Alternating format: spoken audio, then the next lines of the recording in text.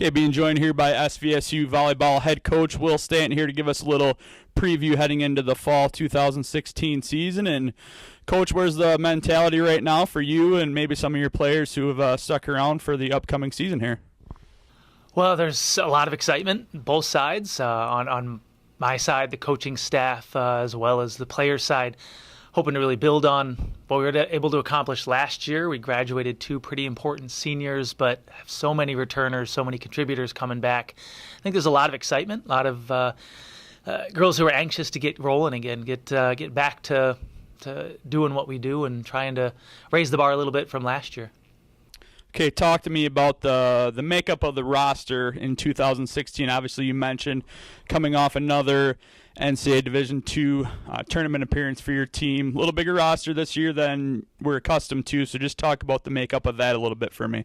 So we've got 5 seniors, and that's always, not always, but generally means you're in for a good season. You have that many girls with that much experience, that much desire to go out on a high note, to really leave their mark on the program. Normally in our program, that means good things. It means they're going to lead the way.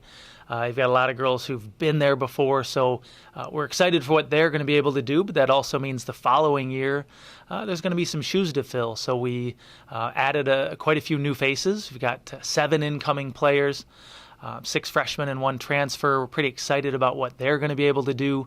And that combination of things, a really strong incoming class that I think can contribute pretty soon, and then a big outgoing senior class that really wants to leave their mark. They've, in some cases, been starting for 4 years or 3 years going on 4.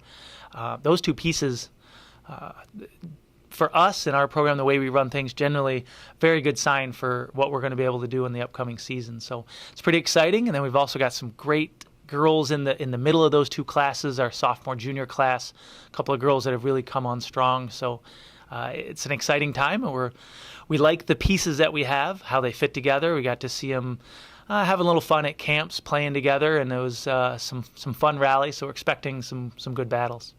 You spoke to me earlier a little bit about the slightly different makeup of the pods or groups that our teams in our conference are in. So just talk about that a little bit, maybe a little bit of a, difference in the schedule and who you might play more than other teams.